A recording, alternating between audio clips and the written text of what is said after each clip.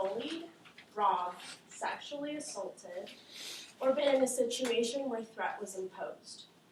But do many of us know how to adequately help ourselves or others in the situation? The unfortunate reality is no. In 2015, Nick Anderson from the Washington Post found that 1 in 5 women, that is at least 20% of females, in undergraduate schools experience sexual assault while in college. Another 15 to 22% of middle and high schoolers are bullied at least once a week, as explained in Alexa Kritzy's 2018 article, Stopping School Bullying.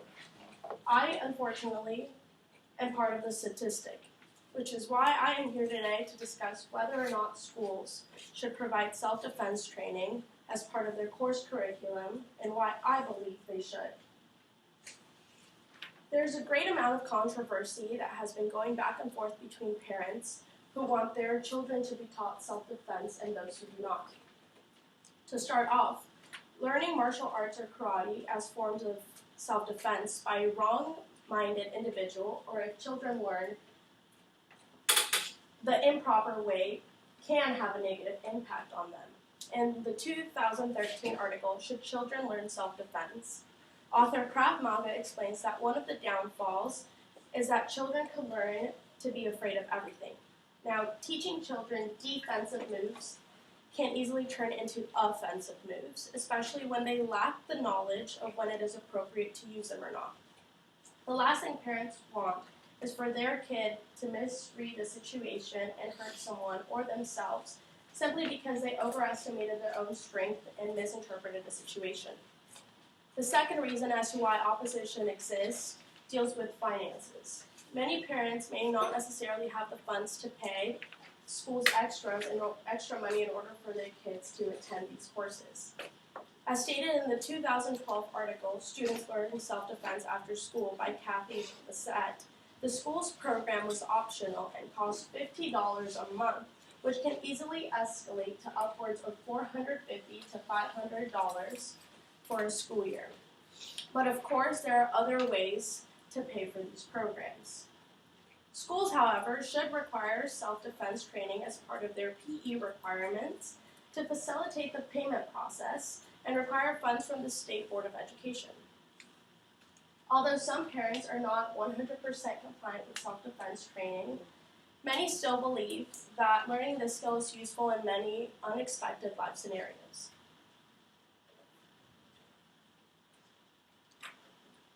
Self-defense is defined as the use of reasonable force to protect oneself or members of the family from bodily harm from the attack of an aggressor, and if the defender has reason to believe he, she, they is, or they are in danger, as defined in the Law Dictionary. I want to focus your attention on these key words: reasonable force and has reason to believe.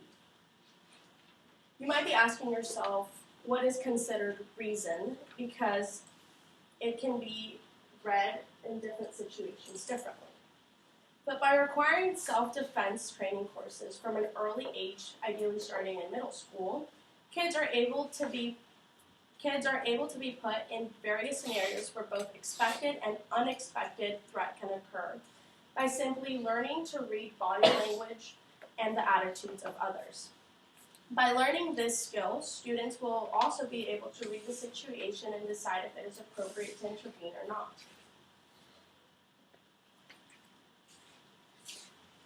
Self-defense courses teach much more than just the physical ability.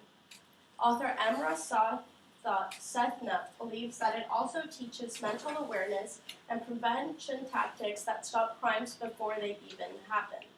The sooner children learn about awareness, the sooner they can build the habit of being attentive in their environments.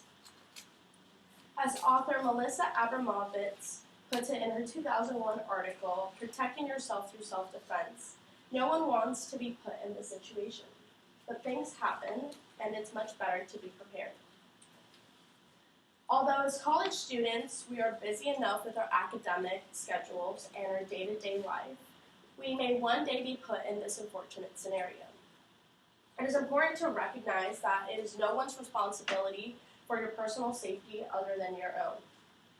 And as college students especially, we are more prone to these dangers on campus. As of 2018, according to the Cal Poly 2019 Annual Security Report, there have been at least 29 crimes on campus alone involving sexual assault, robbery, and other forms of crime. Cal Poly offers various programs to students throughout the beginning quarter, whether it was a mandatory online summer course to Slow Days, Week of Welcome, and other crime prevention programs, which can be found using this link, or you can also look up Cal Poly Outreach.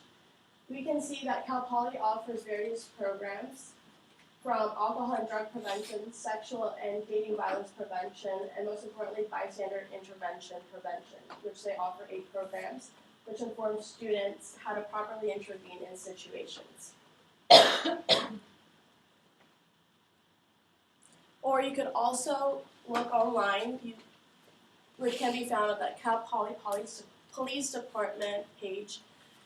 And in a case of an emergency, you could call 911, but if you need to reach the police department, it is always important to have their phone number available, which is right there.